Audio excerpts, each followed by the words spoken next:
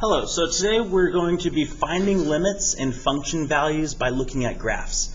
And this concept really isn't that hard. I know the last few days has been pretty challenging algebraically, but this is more just looking at the graph and kind of understanding what is going on, okay? So here in the blue, well first here I have a graph. There are a lot of discontinuities.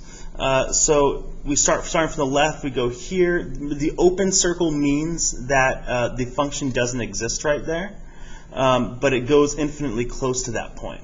So going from the left to right, we go here, and then we jump up here because at that point at 4, or at -2, it equals that value of 4. But just at that point. And then we jump back down here, and we go over here, and then it doesn't exist here, but it exists down here, and we continue going, and then it doesn't exist here, but it exists up here, and then it jumps back down. It skips, and then comes back up, and then finishes up like that. So open circles, I guess we can write that down. The open circles, just like how they are represented on number lines, they don't exist there.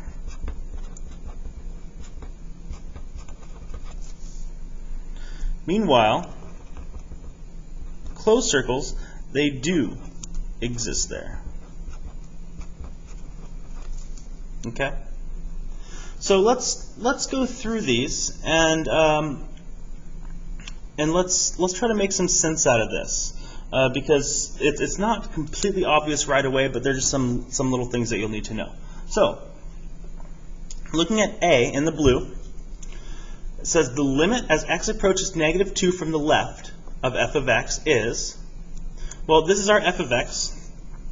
So the -2 is right here. Notice on my graph I'm going by 2's, right? So each little thing is 1/2, right?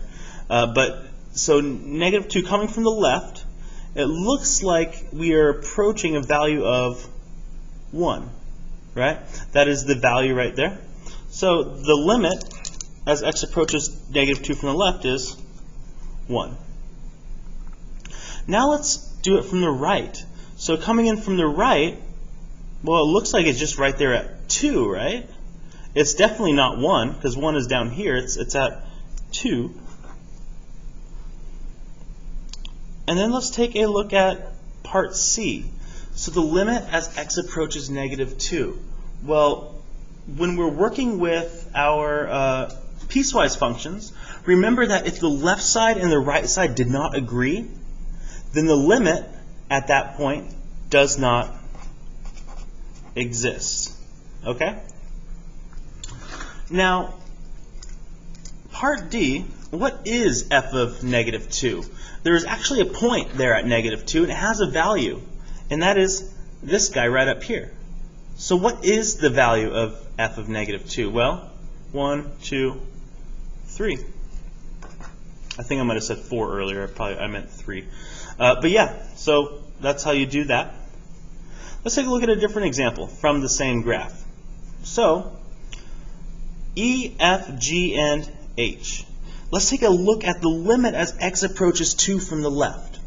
So now we're looking at +2, and that's this value right here, 2. So as we approach it from the left, it looks like it's approaching negative, or a y value of -1. Right? Now it says find the limit as x approaches 2 from the right of f of x. Well, coming in from the right, it looks like we also are approaching -1. So what is the limit as x approaches 2? Well, these two sides agree, don't they? So the limit is -1. But you might be asking, well, how can the limit be -1 if this point is right up here? Well, it doesn't matter, because remember the limit, we're talking about the value as we get infinitely close to that point, not on that point, right? We're getting so close to that point that we basically can be touching it, but not on top of it. So it's kind of an interesting concept there. So what is f of 2?